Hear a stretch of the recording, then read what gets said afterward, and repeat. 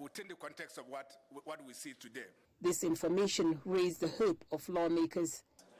All statistics, all data presented by the President in the appropriation bill currently before the National Assembly are all achievable. Nigerians, and even myself, is now asking, is about 5 months into or 4 months into the removal of subsidy. The question now is, where is the money? In 2023 alone, Mr. Chairman, up to October, combination of taxes and royalties, this company contributed 4.445 trillion naira as direct revenues into the Federation. The proposed 2024 budget capped daily oil production at 1.78 million barrels per day and $77.9 per barrel.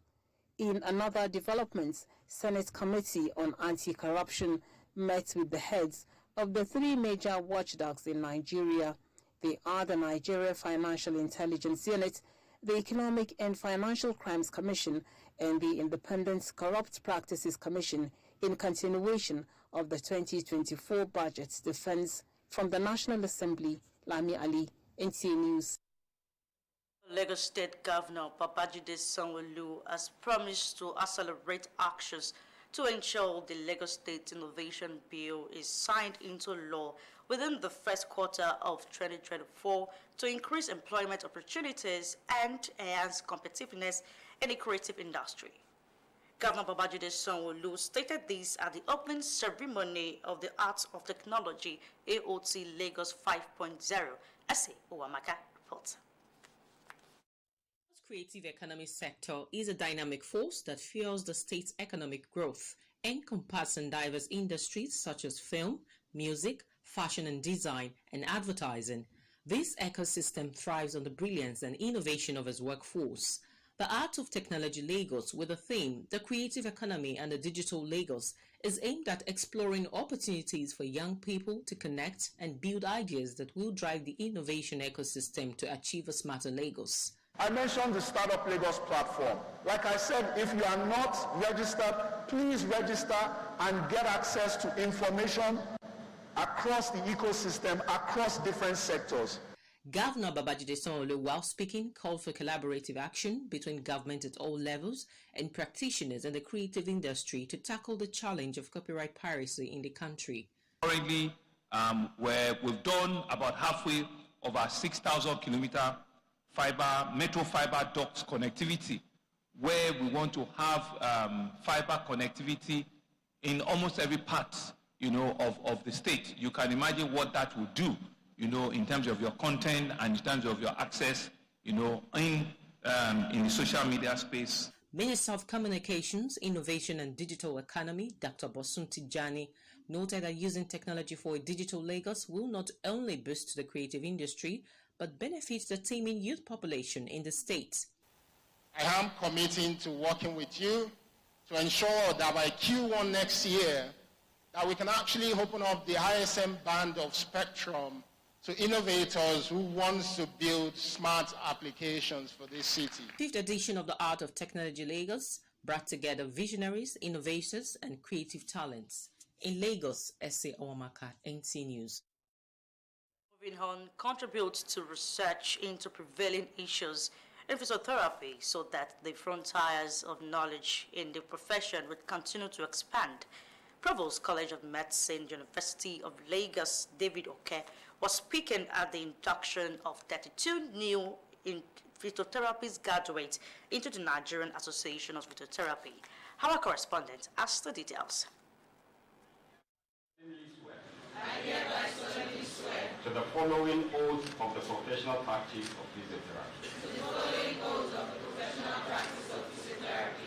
After years of studying and burning the midnight oil, these 32 graduates of the 2021-2022 session, tagged Mazens 21, have finally been inducted into the Nigerian Association of Physiotherapy as certified physiotherapists. But the first quality of a good leader is multitasking. So if you can multitask, and you can balance everything together, then it's not that difficult.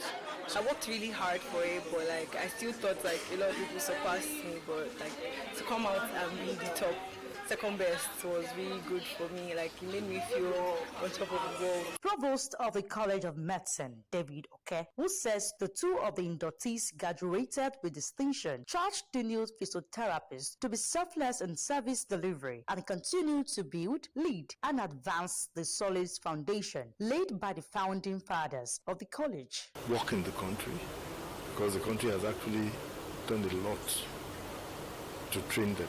On his part, Registrar of the Medical Rehabilitation Therapists Board, Professor Rufai Yusuf, advised them to uphold the ethics of the profession and make excellence their watchword. So they need to be very careful what they do. They need to look at ethics, the way they treat patients, the way they relate with patients, get the consent of patients before they do things to them. Chairman of the College of Medicine, University of Lagos Physiotherapy Alumni Association, Tomi Ojetunde, advised the inductees to be focused and prove their mettle as qualified physiotherapists. Surely, there were challenges that you overcame. There were hurdles that you crossed, and there were many distractions too that you were able to surmount to come thus far. Indeed, there were sacrifices that you paid for this success story, and you must believe that God has finally found your efforts with good success. Best graduating students in the 2021-2022 Department of Physiotherapy says there's great pride in achieving academic excellence. To be honest, it is overwhelming, and the fact that a lot has happened and we didn't anticipate it, so it's happening, and this happening this big, it's really overwhelming, and I'm just grateful. High point of the ceremony was the presentation of awards to deserving inductees. In Lagos, to the foreign news of the day, let's join our correspondent for more update. Palestinians were wounded in an Israeli raid in Hizma, northeast of occupied East Jerusalem, when Israeli forces besieged a mosque in the town, triggering a confrontation. The Palestinian Red Cross said the people suffered injuries from live rounds, shrapnel, and suffocations due to tear gas. Palestinian health authorities said 6 people were killed in the Farah refugee camp by Israeli forces since October. The UN Agency for Humanitarian Affairs said at least 243 Palestinians have been killed across the occupied West Bank. The UN Security Council is set to vote on resolution calling for humanitarian ceasefire in Gaza. In Lagos, Wabufonwoye, NTA. Tolu Shawome is standing by for an update on entertainment news. Please, let's join her. Victor Oxwago and his wife celebrated 32 years of marital bliss. Taking to his Instagram page to share a video collage of him and his wife over the years, he noted how it had been 32 years of friendship and marriage. He described his wedding as a remarkable and unforgettable date in the history of his life, as he gave all glory and honors to God. Also, Samuel Perry, popularly known as Brother Shaggy, a Nigerian skit maker, actor, and comic, has driven many online into a frenzy as he goes totally into his music. Many people were startled when the comedian released a new tune named Ijoloka. On the track, Brother Shaggy is joined by renowned Fuji musician Alhaji Alabi Pasuma. Are you ready? Are you ready to dance? Are you ready to move? Shaggy Pasuma.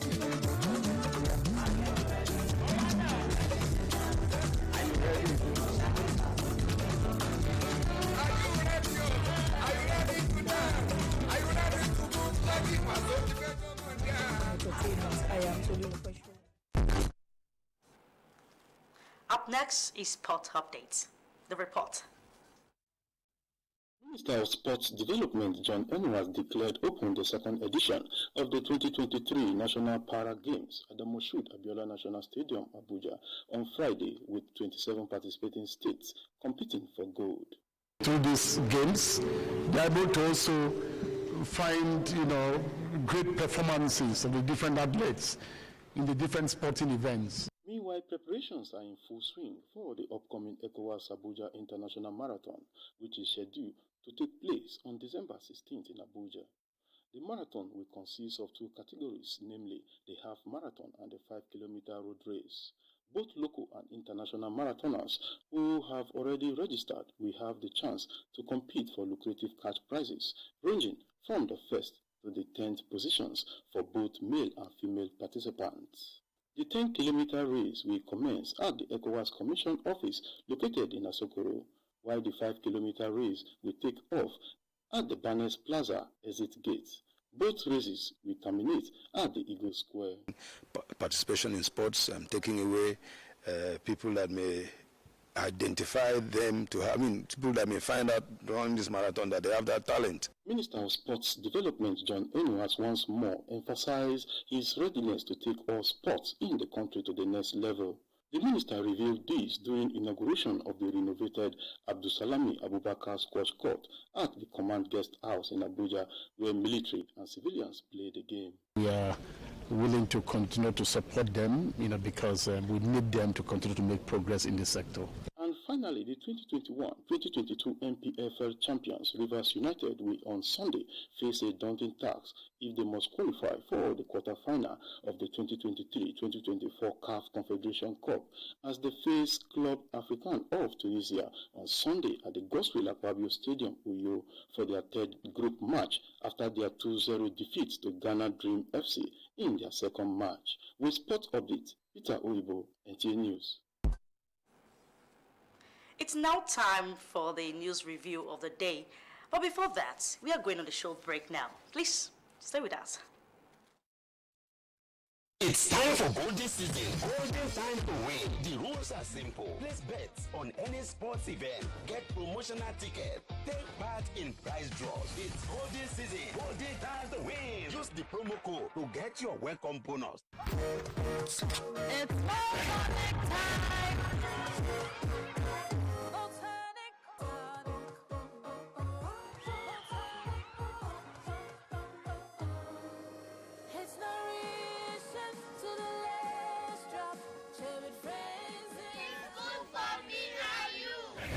Malt tonic is enriched with vitamins and minerals for that rush of vitality you need to reach greatness. It's Malt Tonic time!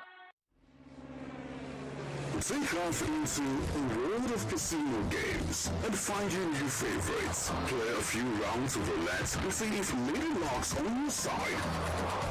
Numbers winning combinations in slots and take a hefty bite out of their jackpots. Discover much more games on the 1xBet, where fortune awaits.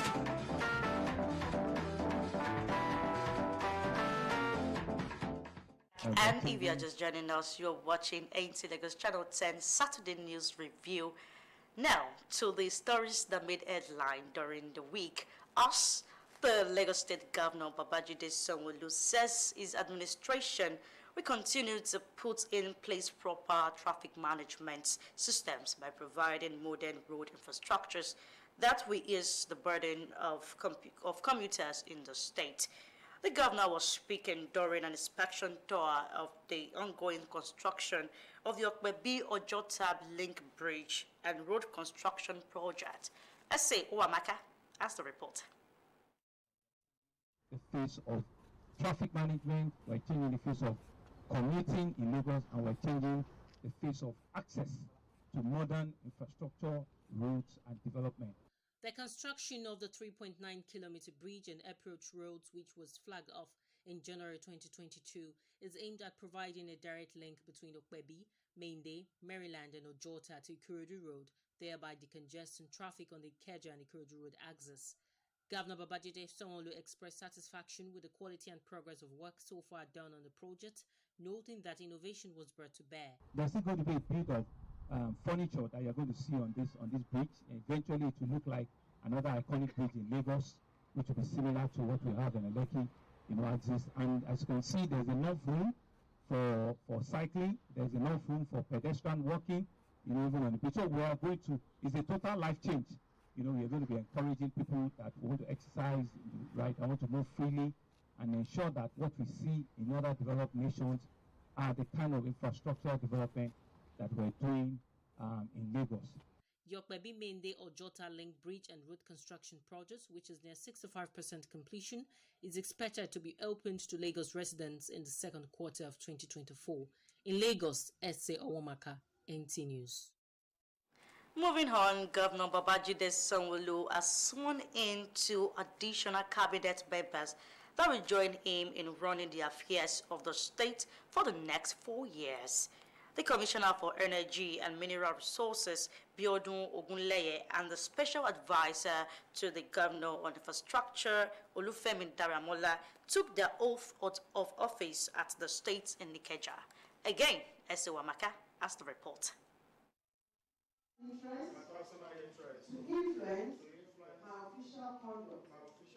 Taking the oath of office after scaling through the screening process and confirmed at the Lagos State House of Assembly, Mr. Biodun Ogunleye, who is the Commissioner for Energy and Mineral Resources, and Mr. Olufemi Daramola, a Special Advisor to the Governor on Infrastructure, are the latest additions to the Lagos State Executive Council. Governor Babajide Sanwo-Olu charged the new cabinet members to hit the ground running by meeting the expectations of Lagos residents in order to achieve a greater Lagos. Someone that we believe that can help achieve and realize the energy sufficiency that we require in Lagos, the needs of the Lagosians, and the aspiration that every household has, that they want power. They want a sector that will be completely, unbundled. They want a sector that will meet, the yearnings of the citizens. And we believe with your expertise, with your industry knowledge, with your wealth of experience, knowing fully well that you bring that to bear. These 2 new cabinet members, before taking up the new appointments, had shown resilience, commitment, and dedication to duty while in the Lagos State Civil Service. In Lagos, S.A. Owamaka, NT News. Meanwhile, Nigeria's National Population Commission, NPC, is consulting with foreign partners on securing technical expertise ahead of what it calls a green census for Nigeria 2024. This aid, in addition to its smart climate innovation, is believed will provide geospatial data for a robust planning for Nigeria. Charles Halfa reports. The planned National Headcount 2023 was put on hold for some reasons. The postponement was occasioned by the transition. And thank God all the issues that were not taken into account before the census was postponed are now brought in. That postponement was deemed necessary as it is now affording the Commission ample time to perfect its art. At COP28 in Dubai, the Commission is exploring ways to secure technical partnerships that will help it mainstream its climate issues and particularly carbon footprint reduction. The support here, since we have meeting both local and international stakeholders, we need support in the area of technical expertise, capacity building, so I can support the government to augment what government is doing. From international organizations and local organized private sector. The census platform has given environment and climate questions free access. Therefore, National Population Commission should be supported to conduct a reliable, digital and green census for Nigeria. The Commission on its part has taken some innovative steps towards achieving what it's called a green census 2024. But would require aid to address some concerns. From Dubai, Charles Alpha, NTA News. Review for the day. The International Organization for Migration, IOM, has enjoined the ECOWAS Parliament on the need to enact laws and policies that will address the challenges and enhance the benefit of migration in West Africa. This came to light during a joint meeting between IOM and the ECOWAS Parliament at the ongoing second ordinary session of the 5th Legislature in Abuja. Mohamed Rabiu Ali reports. Of migration in the region, with 9.8 million international migrants residing in West and Central Africa, underscores the importance of regional cooperation. The meeting discussed the challenges faced by migrants in West Africa, including climate change, insecurity, terrorism, limited employment opportunities, and inadequate social security systems. Peace and economic and political integration remain Africa's real prospects for harnessing vast resources for the benefit of its people. We applaud the progress made so far by the ECOWAS and with regards to free movement of persons. We would like to confirm IOM's commitment to strengthen our partnership. To understand that there's a whole lot of power play, and the companies are also finding ways to influence policies to benefit them at the expense of public good. We have 12.5 million immigrants, and same, out of these 12.5, 65% decide to stay within the region.